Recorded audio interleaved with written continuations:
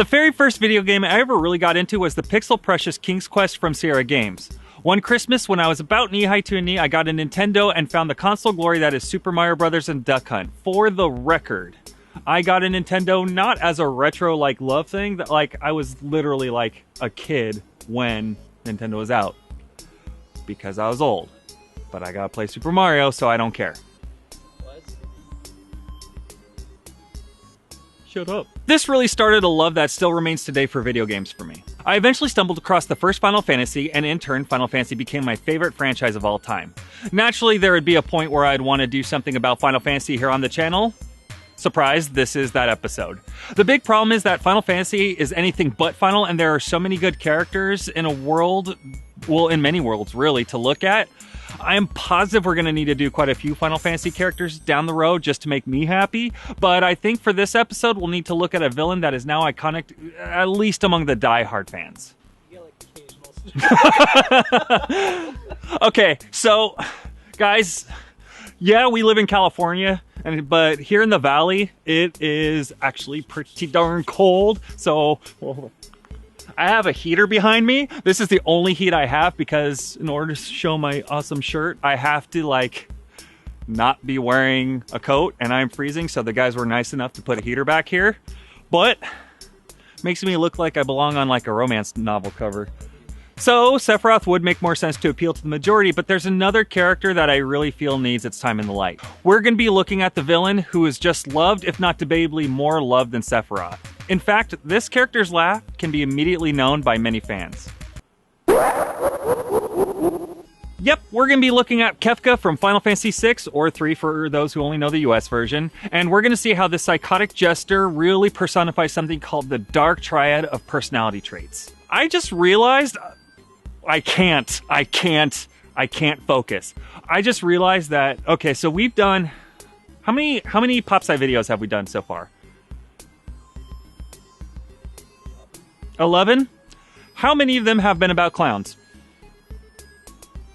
Is this the third one? You're in it, so all of them?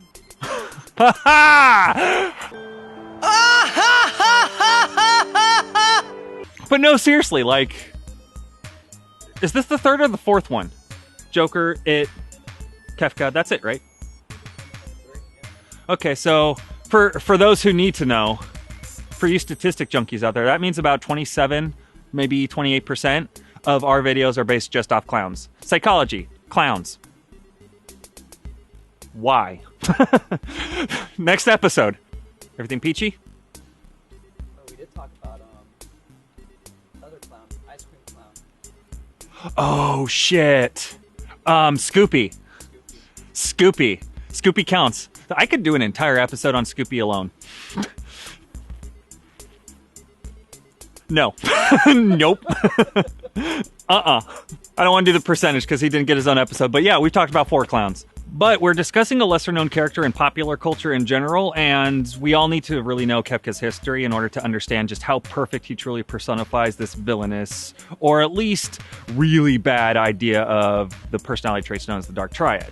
Final Fantasy is notorious for having a convoluted plot plan, and the video games do get pretty weird in general, so I will try to simplify this as much as possible, though doing that is kind of like looking for 1,000 needles in a haystack. And if that didn't allude anybody to anything, for those who do know the Final Fantasy franchise well, look for shoutouts because obviously I'm going to be putting them in here. I'm slowly leaning more and more this way. I'm slowly leaning more and more this way. So we keep having to adjust myself away because I am 5 and I cannot sit still.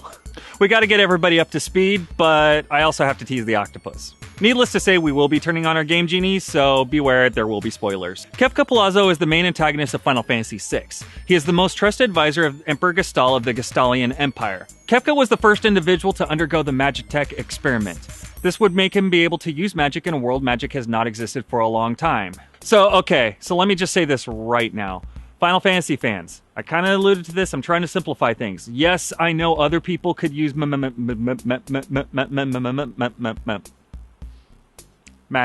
Okay, so as I was saying, yeah, just remember I'm oversimplifying things. Just bear with me, not everyone is deep in the lore. So before anyone actually me's in the comments below, just understand we got to keep things simple or it's going to be another 20 minutes. And I say another because we've already gone probably 20-25 minutes just with our screwing around. The editor's nodding. Yep, yes we have, because their host cannot stay focused and let me just keep them in the cold for even longer. I got a heater, we're good. They're shaking their head no. Okay, moving on. That was all one. See, now I can talk fine. Watch when I read the script. But pretty much it's understood, even in the Final Fantasy world at this point, magic is long gone. The experiment was a success, and the first person to be known in general in the world who could use magic was Kefka. Unfortunately, that same experiment also broke his brain noodle and shattered his sanity. The once patriot and loyal to his emperor, Kefka now has kind of said goodbye, have a great time, to his sanity. Kefka is now both obsessed with destruction and godhood.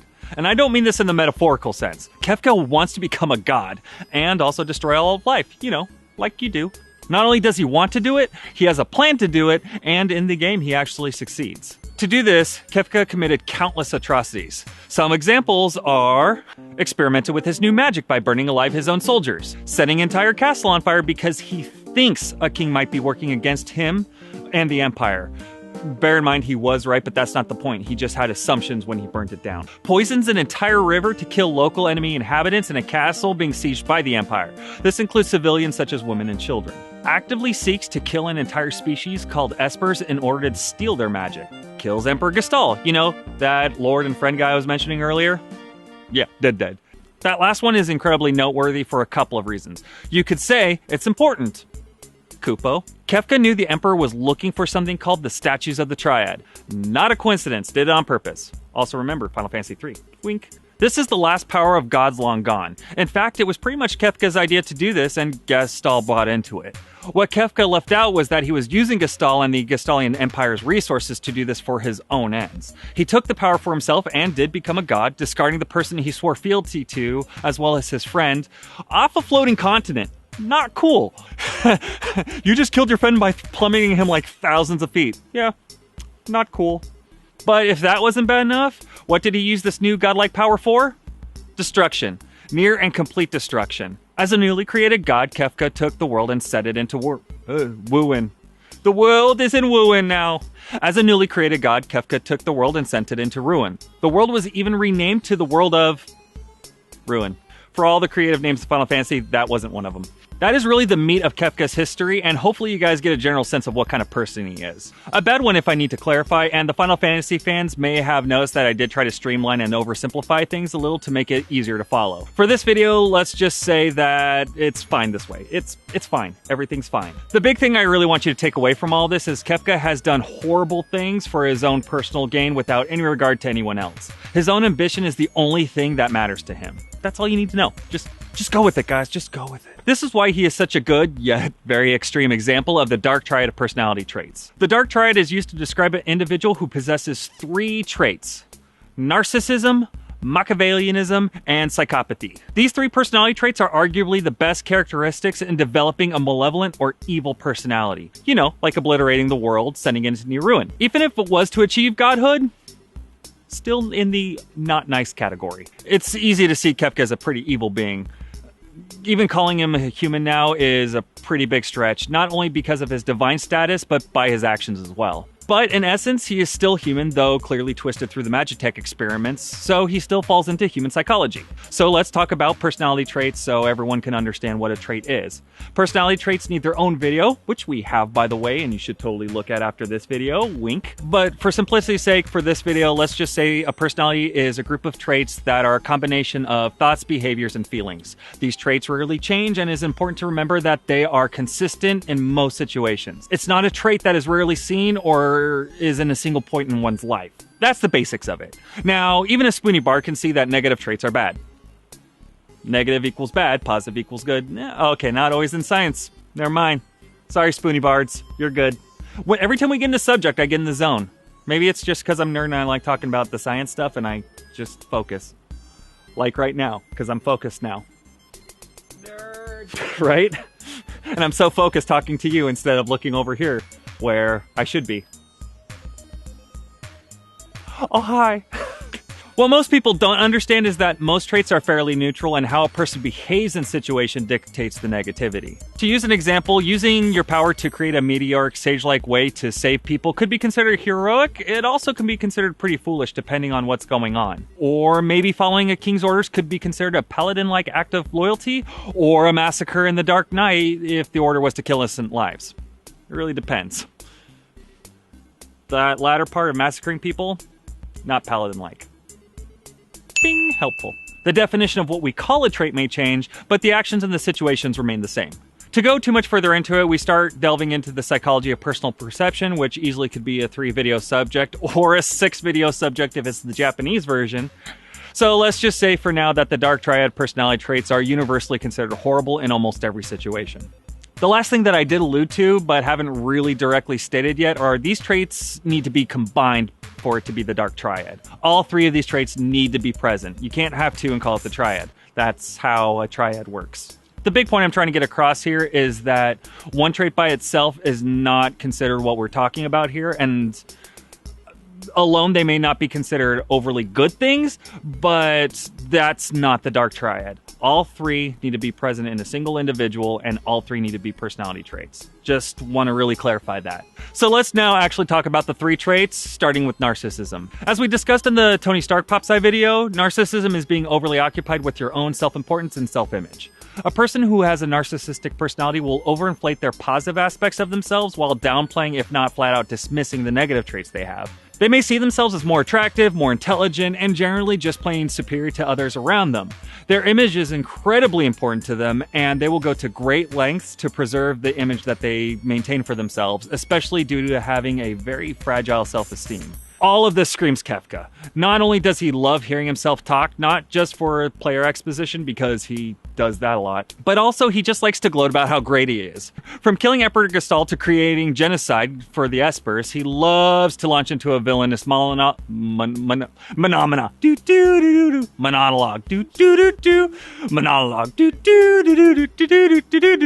We're talking about killing things.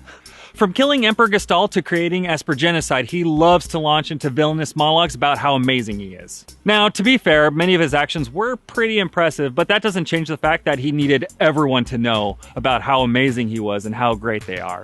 So narcissism is more obvious than a two-headed coin. The second trait, Machiavellianism, is pretty obvious too. A person with a Machiavellian personality prioritizes status, money, and power over things like personal relationships. There you go. That's it. These self-interests they care more about than, say, personal relationships, and they are completely unconcerned with principles and ethics. Now, contrary to popular belief, this does not mean that all their actions are evil or immoral. This is more about motivation. Actions that a Machiavellian does can be considered generous or even charitable.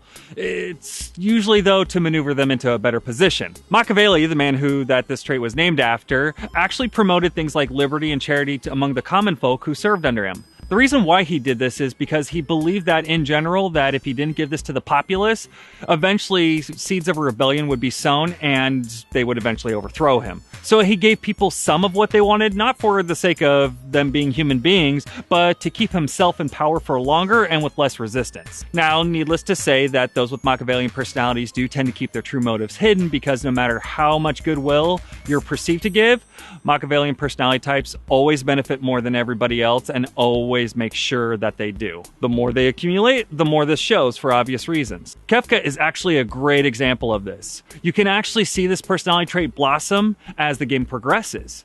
Kefka follows the Emperor's orders and pays lip service to certain high-ranking generals in the beginning of the game. But as the game continues and time moves on, he starts to know that he can get away with a little bit more, and he slowly starts trying to do more and more things to test those boundaries and see if he can benefit more. Many of these acts start getting really, really bad. This goes as far as when he eventually achieves godhood, he's no longer concerned with the consequences or worrying about the perception of things. He generally does what he wants, when he wants, and keeps the world in line with his own power. This includes up to but not wiping out entire towns, just to remind people who's in charge. Now, this next part actually doesn't really apply to Kefka, but it's really important to note that actual Machiavellian types are capable of feeling guilt and usually need to rationalize that away. They tend to generally dismiss or at least downplay their negative actions and how they affect other people. This becomes easier for a Machiavellian personality type to do because they usually tend to be disconnected in terms of empathy or lose touch with their own feelings, if not both. They do have the capability, mind you, it's just that they haven't developed empathy or learned how to connect with their emotions like many of us do. And this brings us to the final, the actual final, not like Final Fantasy final, where we're going to discuss 5 more traits after this one. Just to clarify. The final one is psychopathy. Where narcissists and Machiavellian personalities have the potential, or at least the capabilities, to empathize or connect with others, psychopaths do not have that capability at all, in any shape, way, or form. Psychopaths feel no empathy for others, and they do not have the ability to truly connect with others, which we did another video on. You should totally check out. Wink, another plug. Any atrocity is on the table if they want to do it. We can get a little more into the nuances with psychopathy, but like I said, we already have another video on that. And what you really need to understand here is that they do not feel emotion or connection. They have no sense of joy, no sense of sadness, and in this particular case, no sense of guilt. What the psychopath desires, no moral or guilt complex can truly stop them because they are just incapable of having them.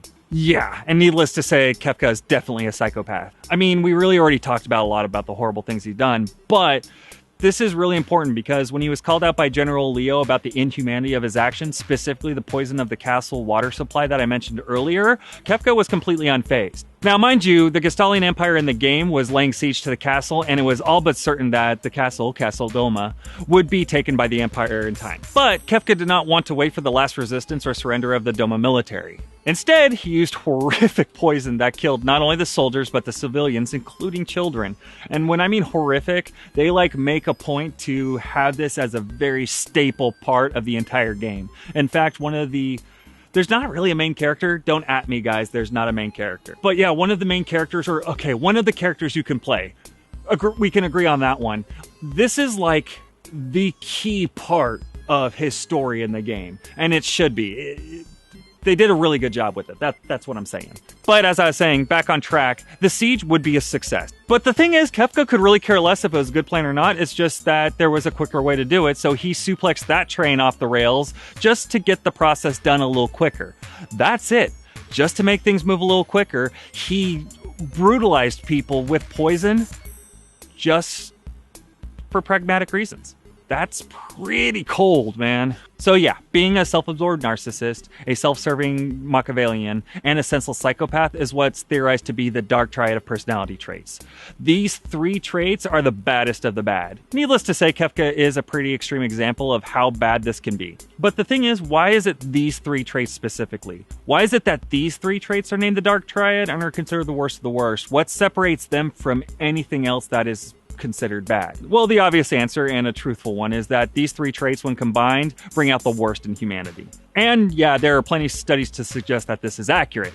I mean, in essence, these individuals do not care about anyone in society, let alone society itself. On top of that, there's actually a strong inclination to even inflict harm on others or society as a whole.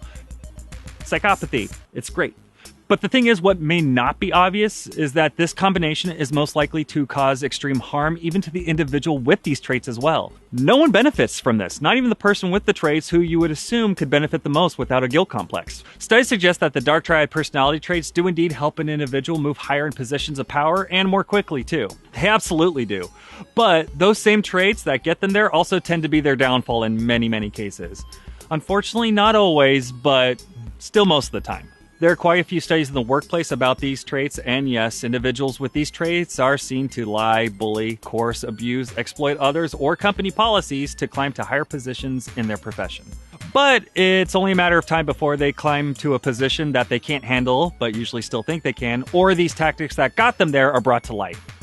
The best case scenario in these situations, they get fired. Yeah, the best. Because the worst case is jail time, if not actually death, depending on what we're talking about. Not only that, but though some of us may not like to admit it, human beings are pretty social creatures. We need close bonds to stay healthy, both mentally and physically, to help us in those times of need. Psychopaths don't necessarily need that connection, but they do develop bonds with people they find useful because we all need somebody at some point. The psychopath usually develops these connections for pragmatic purposes, but again, they do realize they need them. Adding narcissism and Machiavellianism to a psychopath, these individuals end up not being able to turn on the charm enough or to keep their true motives hidden, and people tend to stay away from them for obvious reasons, which means they usually end up being pretty disconnected and alone. Kefka, needless to say, is another extreme example of this. He ascends to godhood and removes himself completely from the world, ascending into his tower called Kefka's Tower, because of course he's going to name it Kefka's Tower. Haven't you been paying attention to the episode? Even though a cult formed around him, he had no direct connection to them. He was completely removed in his godlike power and brought destruction down from on high, far away from the rest of the world. And this actually was his downfall. Eventually, a plucky group of adventurers who failed to stop him from becoming a god in the first place found each other in the aftermath of the ruins, and through teamwork, brought Kefka down. Though he climbed to divine status, he died alone without bringing the world to full destruction, just ruin. Kefka went from loyal soldier to otherworldly being. He was feared, worshipped, and thought to be all-powerful. And for a time he was. The Psycho Clown God created world-shattering damage and wanted to take it to the next level by wiping out humanity, but it never came to be. Kefka was defeated and the world would rebuild. Though Kefka was seen by many in the Final Fantasy fandoms as winning, I actually have a pretty different opinion. He won the major battles, but in the end lost the war. In the end, Kefka wanted complete destruction and only got part of it. The world would continue without him and recover, as resilience is an amazing part of the human spirit. A spirit that even a narcissistic, Machiavellian, psychopathic clown god cannot stop.